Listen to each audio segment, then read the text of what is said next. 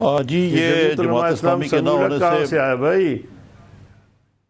پہلے تو ذرا اینکر صاحبان کی بھی معلومات میں اضافہ ہونی چاہیے، ان کی بھی ذرا تعلیم بالغان ہو۔ جمعیت علماء اسلام سمیع الحق گروپ نہیں ہے،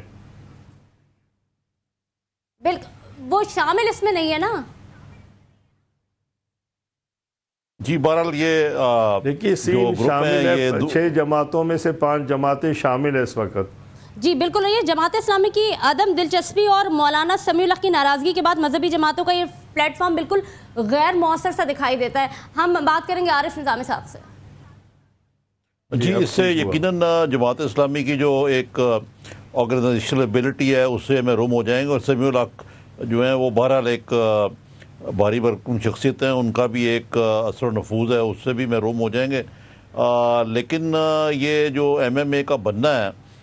2002 کے بعد، اب یہ خاصا سگنیفیکنٹ ہے اگر اس کو دیکھیں کہ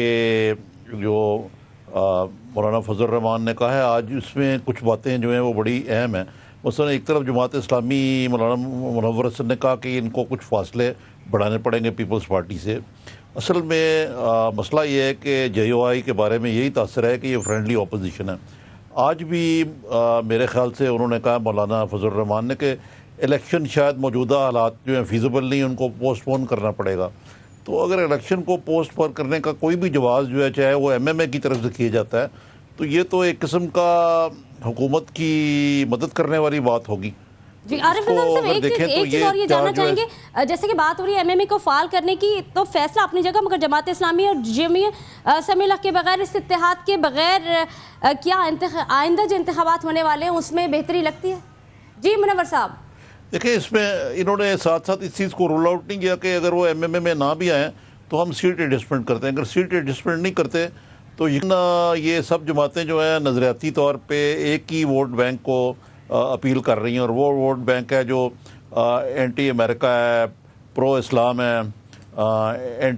یہ پرو طالبان ہے۔ تو اس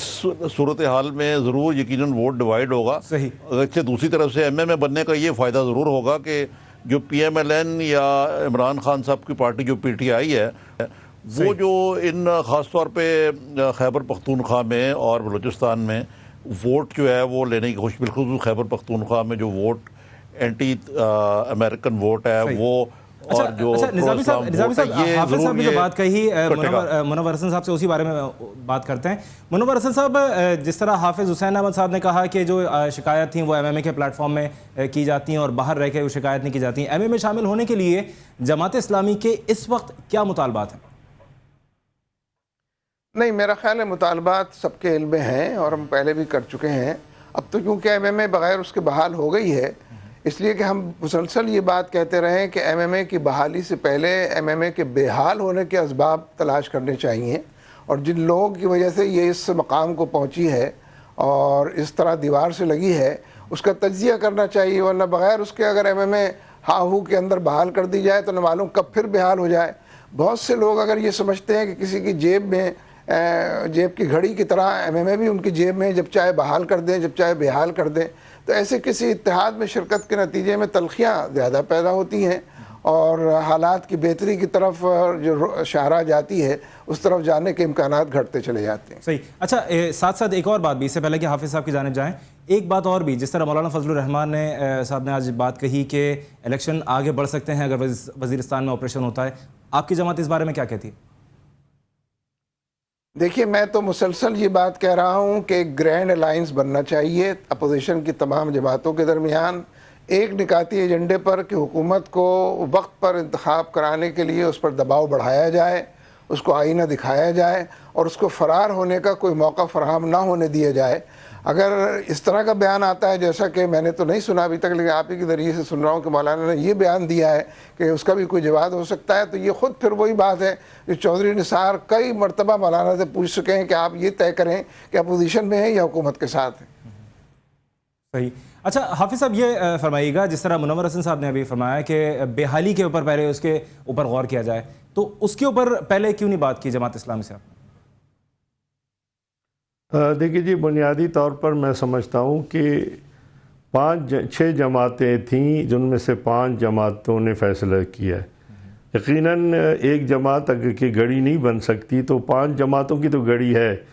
اور اگر گڑی 5 جماعتیں فیصلہ کرتی ہیں تو یقیناً اس کے میں نہ جانا تو یقیناً ایک JUI کے فیصلہ نہیں ہے۔ پہلے بھی میں نے عرض کی کہ اس وقت دعوت دینے والی JUI نہیں ہے، اور نہ JUI نے دعوت دی ہے۔ دعوت دینے والے علامہ ڈاکٹر ابوالخیر زبیر صاحب ہیں جو جمعیت علماء پاکستان کے، جو نورانی صاحب کی جماعت مرحوم کے اس وقت صدر ہیں، اس لیے دعوت انہوں نے دی ہے، اور یہ پہلے سے طے تھا کہ ایک پارٹی کے لوگ دعوت دیں گے اور اس میں جو مسائل ہے اس کو حل کیا جائے گا۔ اس لیے میں سمجھتا ہوں کہ اصل بات منور صاحب نے کی گرینڈ الائنس کی۔ یقیناً ہم بھی سمجھتے ہیں، یعنی یہاں پر کوئی غیر سیاسی بندہ تو ہے ہی نہیں ملک میں، فوجی جب سیاسی ہیں اور دیگر بھی ادارے جب سیاسی ہو چکے ہیں، تو میں سمجھتا ہوں کہ گرینڈ الائنس اگر بنتی ہے تو یقیناً اس کی راہ میں MMA رکاوٹ نہیں ہوگی۔ MMA ایک اتحاد ہے، اور اس کے بعد سیٹ ایڈجسٹمنٹ ہو سکتی ہے، جس طرح عارف بھائی نے کہا تھا کہ اگر عارف نظامی صاحب نے فرمایا کہ اگر ایک لینڈ ڈرا ہوتا ہے امریکہ کے حامی اور امریکہ کے مخالفین کی، تو یقیناً یہ بات سامنے آ سکتی ہے۔ لیکن ایک بات میں عرض کروں گا کہ جب MMA کے پلیٹ فارم پر کوئی فیصلہ ہوگا، چاہے وہ مولانا فضل الرحمان ہو، چاہے JUP ہو، چاہے اس وقت جو 5 جماعتیں ہیں وہ اس کی پابند ہیں۔ اب جہاں تک پرانے مردے اکاڑنے کی بات ہے تو یقیناً 4 جماعتوں نے الیکشن میں حصہ لیا تھا، اور جماعت اسلامی نے بائیکاٹ کیا تھا، اور یہ ریکارڈ پر ہے کہ جماعت اسلامی کے بائیکاٹ کا فیصلہ MMA کے پلیٹ فارم سے نہیں ہوا تھا، وہ APDM کے پلیٹ فارم سے ہوا تھا۔ نواز شریف صاحب جن کے پاس ایک بار پھر وہ گرینڈ الائنس بنانا چاہتے ہیں۔ اچھا نظامی صاحب سے یہاں ایک بات جاننا چاہوں گا، حافظ صاحب قطع کلامی کی بات سے چونکہ وقت ہمارے پاس تھوڑا کم ہے، نظامی صاحب یہ فرمائیے گا کہ ابھی حافظ صاحب نے خاصی کثر نفسی سے انہوں نے کام لیا کہ جمعیت علماء اسلام ایک چھوٹی سی جماعت ہے جو کہ اس میں شامل ہے، لیکن یہ بات تو انڈرسٹوڈ ہے کہ جمعیت علماء اسلام اور مولانا فضل الرحمان سب سے قداور شخصیت ہیں ان 5 جماعتوں میں۔ آپ کے خیال سے کیا اس وقت MMA کو بنانے میں جلد بازی سے کام لیا گیا، یا تھوڑا سا انتظار کیا جا سکتا تھا، کچھ مذاکرات کیے جا سکتے تھے، یا یہی صحیح وقت تھا؟ نہیں، اگر ان کا ادراک ہے کہ الیکشن جو ہے وہ مارچ تک ہو جائیں گے یا اناؤنس ہو جائیں گے تو اس لحاظ سے تو زیادہ وقت ضائع نہیں کر سکتے تھے۔ لیکن ایک بات میں عرض کروں کہ یہ 2002 میں اس وقت MMA وجود میں آئی اور بڑے اچھے رزلٹ لیے، اور خیبر پختونخوا میں تو حکومت بھی بنائی، جبکہ تازہ امریکہ نے افغانستان پر چڑھائی کی تھی۔ اب امریکہ وڈرا کر رہا ہے یہاں سے، تو یہاں جو ان کا سارا کیمپین ہے وہ بلڈ اسی پہ ہوگا کہ جو ڈرون اٹیکس ہیں اور اینٹی امریکن اور یہ جنگ ہماری نہیں ہے۔ تو لیکن ماحول بڑا بدل چکا ہوا ہے، اب ملک میں جمہوریت ہے، میڈیا آزاد ہے، نہ مشرف وہاں موجود ہے جو اس وقت چاہتا تھا کہ جو اس ملک میں جو نان ریلیجس پارٹیز ہیں اس کی بجائے ایک اور پریشر گروپ کریٹ کیا جائے۔ تو اس میں جس سے اثر خان کیس میں آپ کو پتہ لگا ہوگا، پتہ نہیں کیا کچھ یہاں اسٹیبلشمنٹ کوشش کرتی ہے۔ تو اب مجھے معلوم نہیں کہ اسٹیبلشمنٹ کا کیا یہ واقعی ایک نیا پریشر گروپ بن رہا ہے۔ ایک یہ بھی مسئلہ جو مولانا فضل الرحمان نے آج اٹھایا ہے کہ جی ہاں یہ وزیرستان میں جو آپریشن ہے ہم اس کے خلاف نہیں ہیں لیکن پارلیمنٹ اس کے خلاف ہے، لیکن یقیناً یہ جو MMA ایسی کسی فوجی کارروائی کی مخالفت کرے گی۔ ٹھیک ہے، منور حسن صاحب بحث کو سمیٹتے ہیں۔ یہ بتائیے گا، آپ نے گرینڈ الائنس کی بات کی تھی، کیا آپ سمجھتے ہیں کہ اس وقت MMA کے قیام کے بعد دینی جماعتوں کے گرینڈ الائنس بننے کے امکانات معدوم ہو چکے ہیں؟ جہاں تک امکانات کا تعلق ہے وہ معمولاً معدوم نہیں ہوا کرتے، جبکہ تحرک ہے، سرگرمی ہے، روز جو ہر صبح جو طلوع ہوتی ہے وہ نئے مسائل اپنے جلوہ میں لے کر آتی ہے۔ تو اس لیے ورکرز بھی